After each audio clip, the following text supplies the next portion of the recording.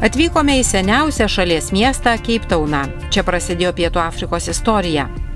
17 amžiaus viduryje pirmieji prieplaukoje sustojo olandai, plaukdami į Aziją. Vietoje pavadino paprastai, olandų kalba The Cape, lietuviškai kyšuliu. Olandai vertėsi ir vergų prekybą. Čia iš Azijos atvežti vergai davė pradžią spalvotųjų rasiai. Po 150 metų Keiptauną užėmė Britai. Miestas turėjo virš 14 000 gyventojų. Šiandien jų 4 milijonai.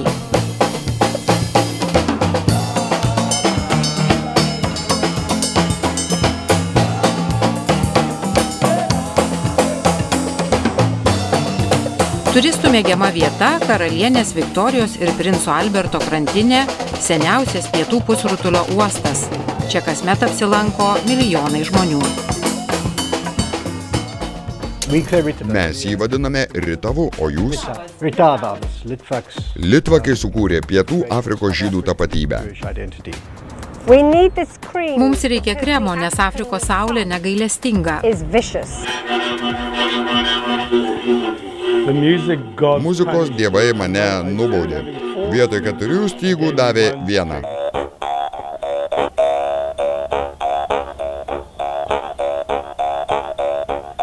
Į Keiptauną vyko ir litvakai emigrantai, keliaudami iš Latvijos Liepojos uosto, per Baltijos jūrą. Kylio kanalu plaukdavo į Angliją, apsistodavo Londone, vadinamoje prieglaudoje vargšams žydams. Šiandien žydų istoriją mena muziejus pastatytas Sodų rajone, visai netoli miesto centro. Šiuolaikiškas pastatas sujungtas su seniausia Pietų Afrikos sinagoga, vadinama Senąja Šule, kuriai 150 metų.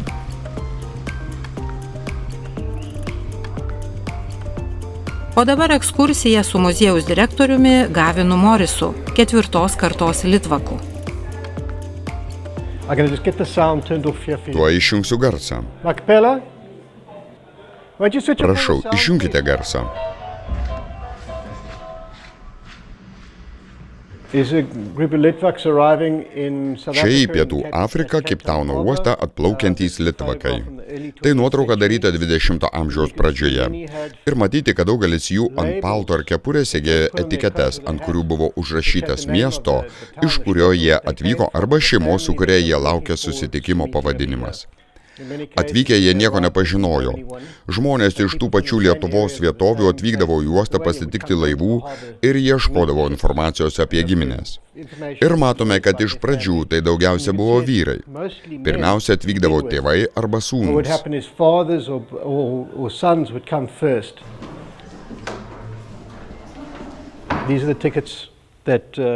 Su šiais bilietais litvakai vyko į Pietų Afriką. Keliaudavo į Angliją, į laikinąją žydų prieglaudą. Iš ten lipdavo į laivus, kurie plukdė juos į Pietų Afriką. Iš tiesų, asmuo, kuriam priklausė laivybos įmonė, nebuvo žydas. Jis suprato, kad turi gerą prieigą prie rinkos, gerą vietą rasti klientų. Taigi, jis prisidėjo prie prieglaudos rėmimo, kad galėtų pritraukti keleivių. Jei pasižiūrėtumėte į šaukštą, pamatytumėte, kad ant jo Dovydo žvaigždė. Dauguma į Pietų Afriką atvykusių litvakų buvo gana religingi. Jie nerimavo, ar galės valgyti košerinį maistą. Todėl laivuose buvo suteikiama košerinė virtuvė, kurioje jie galėjo patys gaminti maistą. Tai tikras litvakų prekeivio vežimas. Juo važinėdavo Pietų Afrikos vakarų pakrantę. Štai tokius daiktus jie pardavinėjo. Prekybininkai Pietų Afrikoje buvo vadinami smous. Tai olandų kalbos žodis.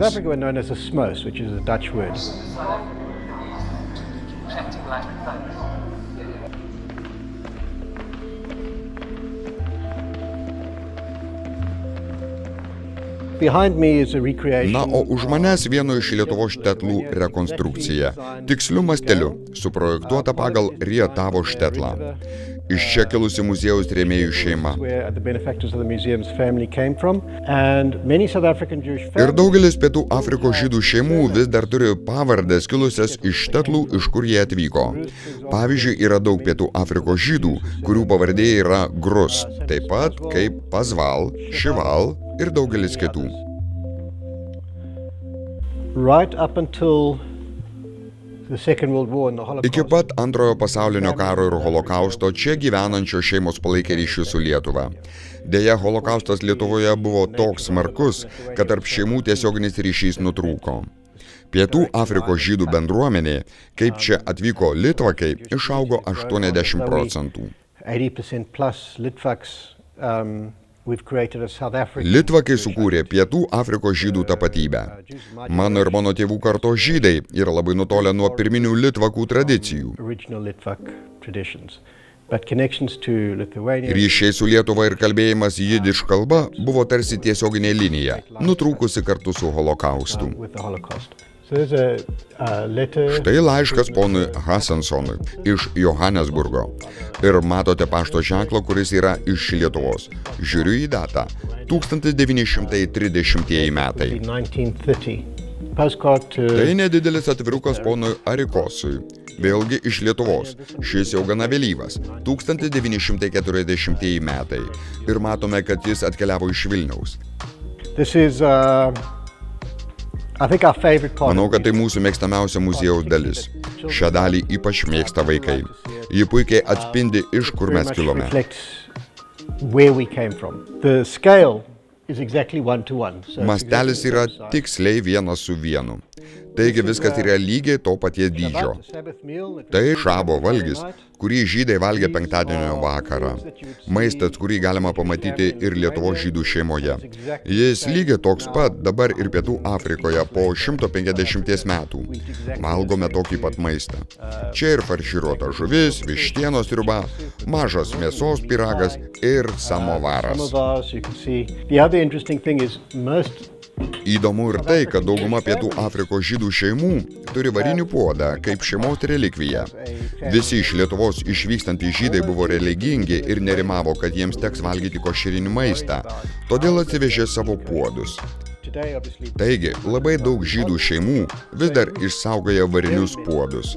Žmona gavo juos iš savo prosenelės, mano sesuo juos gavo iš mamos šeimos. Jie saugomi kaip šeimos relikvijos.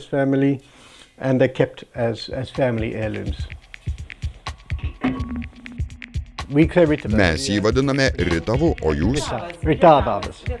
Šį šulinį vis dar galite rasti Rietave. Tai tiksli jo kopija. Muziejaus įkūrėjo, advokato ir mecenato Mendelio Kaplano tėvas Isakas į Pietų Afriką atvyko iš Rietavo. Iš ten ir jo motinos tėvai Isakas ir Rachelė Blochai. Muziejaus direktorius Gavinas taip pat lankėsi Rietave.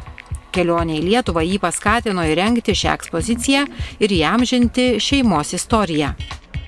Tai šiandieninės Lietuvos nuotrauka. Ši nuotrauka daryta maždaug 1997 metais.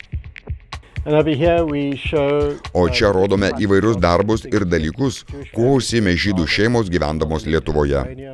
Daugelis buvo siuvėjai, audėjai, darbininkai, prekeiviai.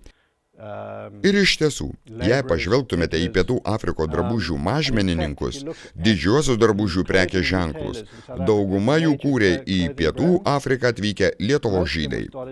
Taigi jie įsteigė šias siuvyklas ir sukūrė drabužių pramonę.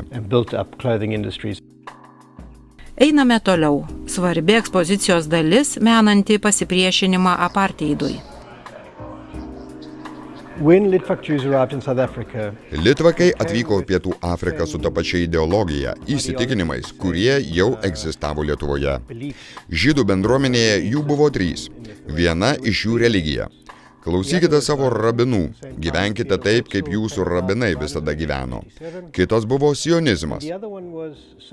O trečiasis buvo socializmas arba profsąjungų judėjimas. Tai veikė gana aktyviai. Tai padarė didelę įtaką žydam dalyvavusiems Pietų Afrikos kovoje prieš apartheidą. Žydai kovojo kur kas aktyviau nei kitos baltųjų bendruomenės. Ir tikriausiai vienas iš labiausiai žinomų – Joe Slovo. Jis gimė Lietuvos Štetle, atvyko į Pietų Afriką būdamas 3 metų. Aktyviai dalyvavo judėjime prieš apartheidą, vadovavo Afrikos nacionalinio kongreso ginkluotam sukilimui. Buvo labai svarbus kovose prieš apartheidą. O kai 1994 metais pasiekėme demokratiją, jis buvo Mandelos vyriausybės ministras. He was a cabinet minister in Mandela's cabinet. There's Albie Sachs. O čia Albie Sachsas. Albie Sachs, again, another Albie Sachsas, dar vienas svarbus judėjimo prieš apartheidą aktyvistas. Joe Slovo buvo komunistas, o Albie Sachsas ne. Albie vadovavosi žmogaus teisėmis. Jis buvo teisininkas, gyveno Mozambike, jį bandė nužudyti Pietų Afrikos apartheido policiją. Į jo automobilį buvo padėta bomba. Jis liko gyvas, tačiau po sprogimo neteko rankos ir akies. Pietų Afrikai tapus demokratinę valstybę, Albie Sachsas grįžo į Pietų Afriką ir tapo vienu iš mūsų konstitucinio teismo vyresniųjų teisėjų. Jis vis dar aktyviai dalyvauja socialinio teisingumo veikloje. Jis gyvena čia, Cape Towne, ir bendradarbiauja su muziejumi. Tai nuostabus žmogus, matęs ir patyręs siaubą.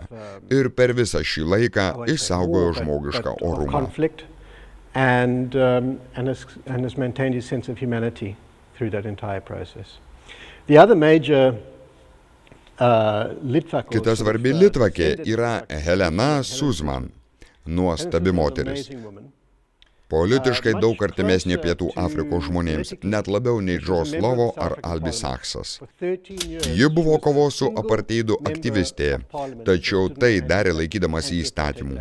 Ji buvo parlamento narė. 13 metų buvo vienintelė pasisakanti prieš apartheidą. Labai stipri moteris. Jos tėvai buvo lietuviai. Jai buvo labai svarbios žmogaus teisės. Ji 2 kartus buvo nominuota Nobelio taikos premijai. Gerai, tiesiog turiu pabandyti prisiminti, kas čia yra litvakas, o kas ne. Net 80% Pietų Afrikos žydų bendruomenės turi litvakų šaknų. Ir sudarant santuokas Pietų Afrikoje, nepriklausomai nuo to, iš kur kilusi šeima, joje bus litvakų protėvių. Tai keletas tarptautiniu mastu žinomų Pietų Afrikos žydų. Pavyzdžiui, Jackas Penas yra šiuolaikinės plastinės chirurgijos pradininkas. Izzy Maiselsas, labai gerai vertinamas advokatas. Jis gynė Nelsoną Mandelą ir daugelį kitų teisiamųjų per pagrindinį valstybės išdavystės teisimo procesą. Labai gerbiamas. Nadine Gordimer buvo rašytoja, pelniusi Nobelio literatūros premiją. Parašė daug kūrinių, kuriuose kritikavo apartheido režimą. Johnny's Cleggas, muzikantas, pravardę Baltasis Zulas. Jis buvo vienas pirmųjų Pietų Afrikos žmonių, sugebėjusių išgarsinti juodaodžių muziką visame pasaulyje. Muzikos jis išmoko iš zulusų kalnakasių Johannesburgo kasyklose. Įkūrė grupę Juluka. Tuomet Pietų Afrikoje buvo neįprasta suburti daugiatautę grupę. Jis buvo tikrai labai geras muzikantas.